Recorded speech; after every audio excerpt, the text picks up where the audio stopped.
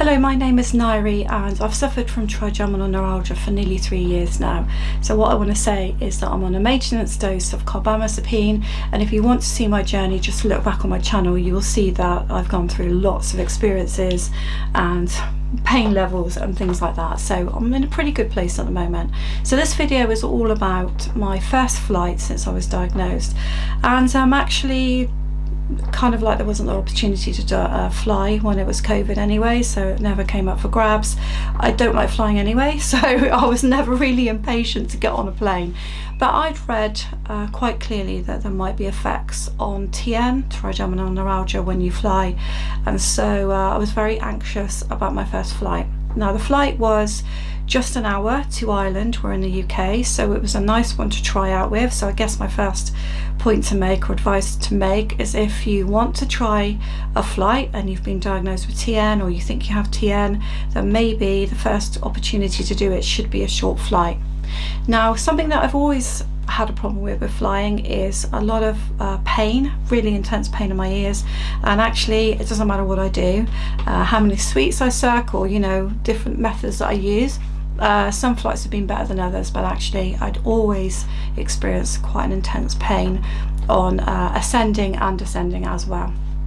So for me, what happened was I was not as anxious as I thought I'd be, and on the flight over there I think it was a little bit better. On the flight back, I had more problems.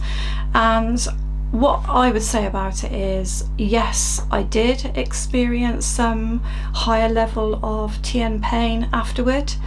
I think that the pain was the same on both sides during the flights, that intense ear pain. So if you're a trigeminal neuralgia sufferer, then you might actually have experienced ear pain on the side of your trigeminal neuralgia. That might be a significant part of your condition. I know for me it has been. I have it on this side, and ear pain can be the indication of an onset of a bit of an episode. Sort of ear pain up to the temple will be part of it as well. I would say that on the flight I did have an increased experience of that, but not to the level where I was thinking, oh my goodness, I've set off a massive kind of like episode of trigeminal neuralgia, I'm never going to be able to fly again. Nothing like that. It was just ear pain in both ears, and possibly more on this side, because I think it went up to my temple more on this side. And so I experienced a little bit of more of that during the flight than normal. And then when we landed, I think particularly because we had then some kind of overnight driving both ends. So when we got to Ireland it was the middle of the night, and then when we got to the UK it was also the middle of the night.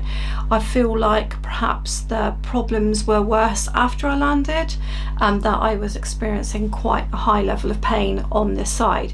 Now when I say high level of pain, as I say, look back on my channel, I do not mean anything like the levels of pain that I used to experience when I was first being diagnosed, the level of pain that I used to experience when I was on 3 tablets a day. About that pain level, but I am talking about quite bad ear pain, actually on both sides, but quite bad ear pain. And I'm going to say it was maybe a 6 out of 10 at its worst, whereas yeah, if you look back over my channel it was at least a 7, maybe an 8. So I think that on balance then I'm beginning to think to myself, I can do this. And these are the things that happen with trigeminal neuralgia as the pain gets under control, if you find a pain method that works for you. So for some people that's going to be surgery, for some people that's going to be staying on kind of what I call drugs, that your normal drugs from the chemist, which is what I'm doing. And for some people you may find alternative pain relief. And so I'm on carbamazepine, 1 tablet that I take before I go to bed at night. And I guess my option could have been, if I wanted to, I could have taken another one during the day, especially before the flight, to help ease the pain. But as with all of these drugs, I'm sure you understand, it makes you very drowsy, and I wasn't entirely sure if I wanted to have that experience on the plane, particularly as I've not flown for quite a few years now. I wanted to actually experience it as it was, to see how I felt about it for the future. So my husband and I do like traveling. I wouldn't say we're well traveled, but we have been to quite a few places. Obviously we're older anyway, we've done quite a lot with our family, and with our adopted sons we've started to do a little bit more flying because they need to have those experiences. So we're not well traveled, travelled, but we do enjoy different cultures and different places. Now, when I was diagnosed with this, my immediate thought was my life had ended. I wasn't going to be able to go swimming.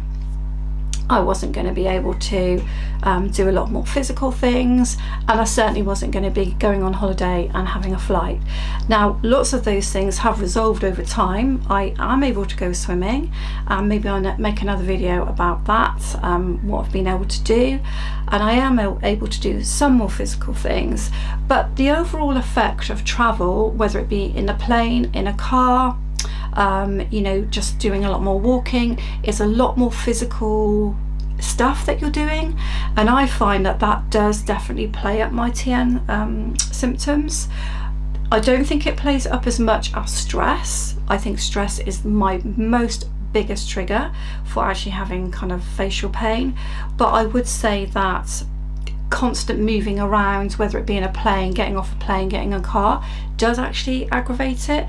And so I feel like I have to accept that if I'm going to go on a plane journey, particularly if it's longer, I'm going to have to expect some fallout from that, and I'm probably going to have to expect perhaps the next day to be resting more than what somebody who doesn't have trigeminal neuralgia might have. And I do find these days, because I'm on these tablets, that I will get exhausted more quickly. So I actually managed to do a bit of a mountain climb, and when I say a bit of one, I don't mean it's a big mountain in any way, but kind of like a tourist resort. I managed to go up and come back down again, but then I was wiped out for quite a few hours when we got home. Now, I might have been wiped out anyway, but it's a different type of feeling of being wiped out. It's almost like you just can't do anything. And this happened actually quite recently when I was running around quite a lot for one of my daughters who's not very well, and I was in and out of the car and literally on the go all day. I found that evening I felt awful, and it wasn't, I did have more facial pain, not at a high level, but it was definitely there. But it was more that I just had to lay on the bed and just recover. And I think once you have trigeminal neuralgia, whether you're dealing with the pain or whether you're dealing with the effects of the drugs, you do find that as a person you've changed, and that you cannot take on as much. And if you do, you learn that you kind of have to pay for it the next day or later in that day, and you have to kind of let your body recover. So I hope that gives you hope if you have trigeminal neuralgia. Clearly, if you're in the early stages and you don't think your pain is under control, then you're not going to try a flight. I definitely wouldn't advise that. But if you're, you know, a couple of years into it and you feel things are kind of like maybe not in a remission, but you're kind of in a maintenance situation, then maybe you could consider a short flight and see how you get on. I feel like don't rule it in, don't rule it out, but there's hope to try, as obviously I've not been able to do it before. So I hope that video is useful to you. You're not alone if you have trigeminal neuralgia or a chronic pain condition. Check out the rest of my videos, and I hope you find it useful. Thank you.